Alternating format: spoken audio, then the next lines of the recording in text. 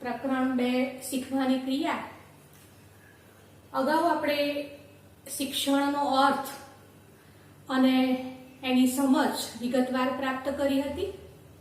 હવે આપણે શિક્ષણ પ્રાપ્ત કરવાની તરેહો એના વિશે વાત કરીએ. તરેહો એટલે કે રીતો, પદ્ધતિઓ તરીકે એને ઓળખવામાં આવે છે. મનોવૈજ્ઞાનિકોએ અહીંયા શિક્ષણ પ્રાપ્ત કરવાની 4 રીતો દર્શાવેલી છે, 4 તરેહો દર્શાવેલી છે. એમાં પહેલી છે અનુકરણ દ્વારા શિક્ષણ, બીજી છે પ્રયત્ન અને ભૂલ દ્વારા શિક્ષણ, ત્રીજી છે અભિસંધાન દ્વારા શિક્ષણ. આ અભિસંધાન દ્વારા શિક્ષણની અંદર 2 અભિસંધાનનો સમાવેશ થાય છે. એમાં પહેલું છે પ્રશિષ્ટ અભિસંધાન અને બીજું છે કારક અભિસંધાન, અને ચોથી રીત છે આંતરસૂઝ દ્વારા શિક્ષણ. તો વિદ્યાર્થી મિત્રો, આપણે સૌપ્રથમ અનુકરણ દ્વારા શિક્ષણ એની વાત કરીએ. અનુકરણ દ્વારા શિક્ષણ એને બીજા નામે મોડેલિંગ અને સામાજિક શિક્ષણ તરીકે પણ ઓળખવામાં આવે છે. કયું શિક્ષણ? મોડેલિંગ અને સામાજિક શિક્ષણ તરીકે પણ ઓળખવામાં આવે છે. માનવ બાળ હોય કે પ્રાણી બાળક હોય, દરેક અનુકરણ દ્વારા શિક્ષણ પ્રાપ્ત કરતા હોય છે. અનુકરણ દ્વારા કરવામાં આવેલા શિક્ષણને અવલોકનાત્મક શિક્ષણ તરીકે પણ ઓળખવામાં આવે છે. અનુકરણ શિક્ષણ એની મહત્વની બાબત છે અવલોકન.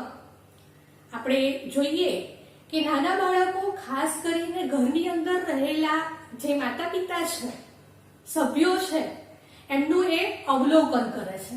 અવલોકન એટલે નિરીક્ષણ કરે છે, અને નિરીક્ષણ કર્યા પછી એમનું વર્તન જોઈને એ પણ એવું વર્તન કરવા માટે પ્રેરાય છે.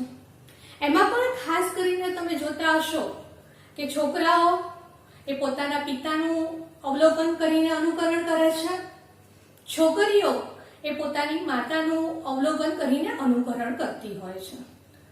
પોતાના પિતા કેવી રીતે બૂટની દોરી બાંધે છે, પોતાના પિતા કેવી રીતે જમે છે, એ બધી જ બાબતનું બાળક અવલોકન કરે છે અને એ પ્રમાણે એ પોતે અનુકરણ કરે છે.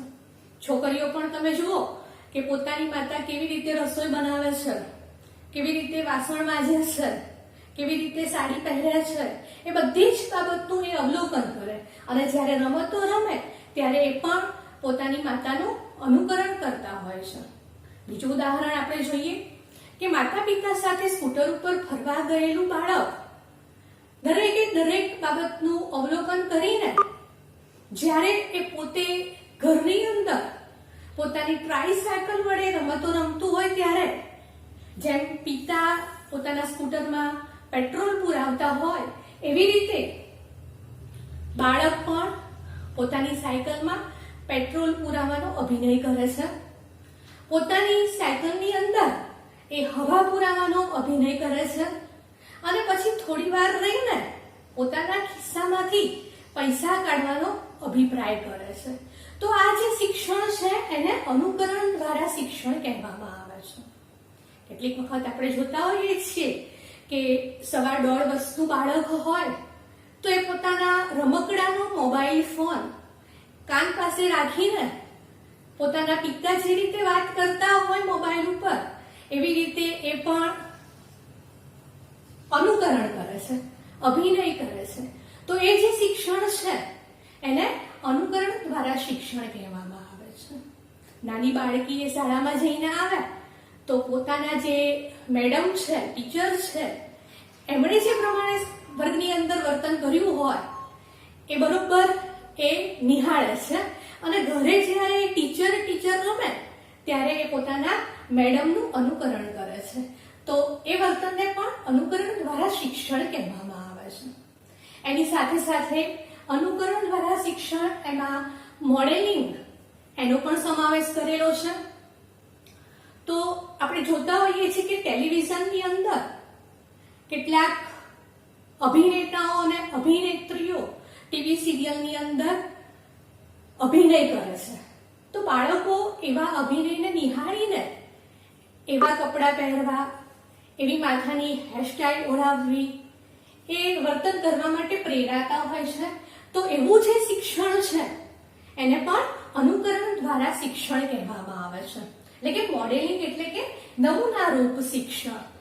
અને અનુકરણ દ્વારા શિક્ષણ એ મોટા ભાગે બાળકો પોતાના સમાજમાંથી, પોતાના પર્યાવરણની અંદરથી જ શીખે છે, એટલે એને સામાજિક શિક્ષણ તરીકે પણ ઓળખવામાં આવે છે. એ પછી બીજી શિક્ષણ પ્રાપ્ત કરવાની તરે છે, એના વિશે આપણે વાત કરીએ તો બીજી તરે છે પ્રયત્ન અને ભૂલ દ્વારા શિક્ષણ. આ પ્રયત્ન અને ભૂલ દ્વારા શિક્ષણનો અભ્યાસ અમેરિકન મનોવૈજ્ઞાનિક થોર્નડાઇકે કર્યો હતો. કોણે કર્યો હતો?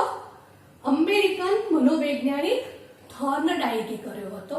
એક માર્ક્સની અંદર વિકલ્પ અને ટૂંકા પ્રશ્ન સ્વરૂપે પ્રશ્ન પૂછાઈ ગયેલો છે અગાઉ. તો આ પ્રયોગ એમણે એક બિલાડી ઉપર કરેલો છે. એના આધારે પણ તમને ટૂંકો પ્રશ્ન પૂછાય કે પ્રયત્ન અને ભૂલ દ્વારા શિક્ષણ એ કોના ઉપર કરવામાં આવેલો છે, કયા પ્રાણી ઉપર કરેલો છે? તો બિલાડી ઉપર કરેલો છે આ અભ્યાસ. થોર્નડાઇકે પ્રયત્ન અને ભૂલ દ્વારા શિક્ષણ માટે બિલાડીને પસંદ કરી હતી અને એ પ્રયોગ બિલાડી ઉપર કરવા માટે એક સમસ્યા પેટીની રચના કરી હતી.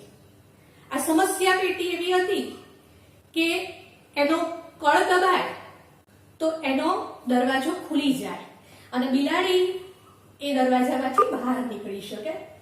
તો આપણે પ્રયોગની સમજ પ્રાપ્ત કરીએ તો થોર્નડાઇકે સૌપ્રથમ એક ભૂખી બિલાડીને આ સમસ્યા પેટીની અંદર પૂરી અને એ સમસ્યા પેટીની અંદરથી બહારની બાજુ જોઈ શકે એ રીતે ખોરાક મૂકવામાં આવ્યો. જ્યારે બિલાડીને પહેલી જ વખત પાંજરાની અંદર પૂરવામાં આવી, એટલે કે સમસ્યા પેટીની અંદર પૂરવામાં આવી, એટલે બિલાડી બહાર નીકળવા માટે વિવિધ પ્રયત્નો કર્યા. એ સમસ્યા પેટીની અંદર દોડવા લાગી, સમસ્યા પેટીની અંદર આમ તેમ આંટા મારવા લાગી અને સમસ્યા પેટીના જે સળિયા હતા એના ઉપર એ બટકા ભરવા લાગી, પણ એને બહાર નીકળવાનો કોઈ માર્ગ મળ્યો નહીં. એટલે ફરીથી ને ફરીથી એણે એ પ્રયત્ન ચાલુ રાખ્યા. એમ વિવિધ પ્રયત્ન એ કરતી જ રહી ત્યારે અચાનક જ એનો પંજો સમસ્યા પેટીના કળ ઉપર પડી ગયો. સમસ્યા પેટીના કળ ઉપર એનો પંજો પડવાથી સમસ્યા પેટીનો દરવાજો ખુલી ગયો અને બિલાડી એ સમસ્યા પેટીમાંથી બહાર નીકળીને ખોરાક મેળવી લે છે. એટલે પ્રથમ વખત બિલાડી જ્યારે બહાર નીકળી ત્યારે એણે કોઈ પણ પ્રકારનું શિક્ષણ પ્રાપ્ત કર્યું નહોતું. ફરીથી એને બીજી વખત સમસ્યા પેટીની અંદર પૂરવામાં આવી. જ્યારે બીજી વખત એને સમસ્યા પેટીની અંદર પૂરી ત્યારે પણ બિલાડી એવા વ્યર્થ જ પ્રયત્ન કરે છે. એટલે કે બીજી વખત પણ બિલાડી પાંજરાની અંદર આમ તેમ દોડે છે, કૂદકા મારે છે અને બહાર નીકળવા માટેના પ્રયત્ન કરે છે. એટલે એના ઉપરથી આપણને ખ્યાલ આવે કે પ્રથમ પ્રયત્નમાં બિલાડીએ દરવાજો ખોલવાનું કોઈ પણ શિક્ષણ પ્રાપ્ત કર્યું નહોતું. આમ વારંવાર બિલાડીને સમસ્યા પેટીની અંદર પૂરવામાં આવે છે અને વારંવાર બિલાડી પ્રયત્ન કરતા કરતા છેલ્લે એ સમસ્યા પેટીમાંથી બહાર નીકળવાનું શીખી જાય છે. તો અમેરિકન મનોવૈજ્ઞાનિક થોર્નડાઇકે બિલાડી ઉપર 24 દિવસ સુધી 24 પ્રયત્નો કર્યા હતા. કેટલા પ્રયત્નો કર્યા હતા? 24 પ્રયત્નો કર્યા હતા. આ વિકલ્પ સ્વરૂપે પૂછાયેલો પ્રશ્ન છે કે બિલાડી ઉપર કેટલા દિવસ સુધી પ્રયત્નો કરવામાં આવ્યા હતા? તો 24 પ્રયત્નો કરવામાં આવ્યા હતા. તો પ્રયોગમાં મહત્વની બાબત એ છે કે બિલાડીને જ્યારે પ્રથમ વખત સમસ્યા પેટીમાં પૂરવામાં આવી ત્યારે પ્રથમ વખત બિલાડી સમસ્યા પેટીમાંથી જ્યારે બહાર નીકળી હતી ત્યારે એને લગભગ 160 સેકન્ડ જેટલો સમયગાળો લાગ્યો હતો. પ્રથમ પ્રયત્નમાં પ્રથમ વખત જ્યારે બિલાડીને સમસ્યા પેટીની અંદર પૂરવામાં આવી ત્યારે સમસ્યા પેટીમાંથી બહાર નીકળવા માટે એને 160 સેકન્ડ જેટલો સમયગાળો લાગ્યો હતો. પણ જેમ જેમ એ પ્રયત્ન કરતી ગઈ તેમ તેમ ભૂલોનું પ્રમાણ ઓછું થતું ગયું અને 24મા પ્રયત્નએ બિલાડી જ્યારે સમસ્યા પેટીમાંથી બહાર નીકળે છે ત્યારે ફક્ત ને ફક્ત 10 સેકન્ડની અંદર એ બહાર આવી જાય છે. એટલે તમે જોઈ શકો છો મિત્રો કે પ્રથમ પ્રયત્નમાં એને 160 સેકન્ડ જેટલો સમયગાળો લાગ્યો હતો, એટલે વધારે સમય થયો હતો. અને એ જ બિલાડીને જ્યારે 24મા પ્રયત્નમાં ફક્ત 10 સેકન્ડની અંદર જ એ સમસ્યા પેટીમાંથી બહાર નીકળી જાય છે. તો આ પ્રયત્ન અને ભૂલ દ્વારા શિક્ષણના આધારે આપણે કહી શકીએ કે જેમ જેમ પ્રયત્ન કરવામાં આવે છે તેમ તેમ ભૂલોનું પ્રમાણ ઘટે છે અને સાથે સાથે સમયગાળો જે છે એમાં પણ ઘટાડો થાય છે. એટલે પ્રયત્ન કરવાના આધારે શિક્ષણ પ્રાપ્ત કરી શકાય છે એવું થોર્નડાઇકનું માનવું છે.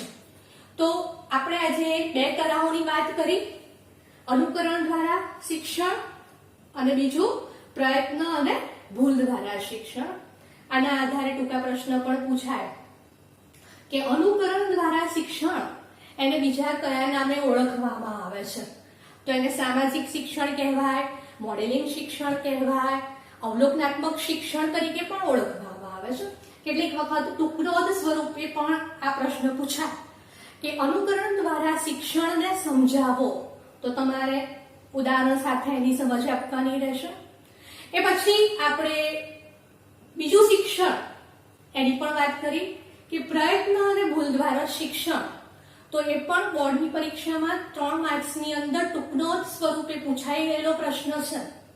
તો મિત્રો જ્યારે એ પ્રશ્ન પૂછાય તો તમારે એની અંદર બધી જ બાબતોનો સમાવેશ કરવાનો છે. એટલે કે આ પ્રયોગ અમેરિકન મનોવૈજ્ઞાનિક થોર્નડાઇકે કર્યો હતો. કોના ઉપર કર્યો હતો? તો બિલાડી ઉપર કર્યો હતો. કેવી રીતે કર્યો હતો? સમસ્યા પેટી બનાવીને એના ઉપર કરવામાં આવ્યો હતો. અને ખાસ આ બાબત તમારે અવશ્ય લખવાની સમયગાળાની. તો એ સવિસ્તર 3 માર્ક્સની ટૂંકનોંધ કહેવાય.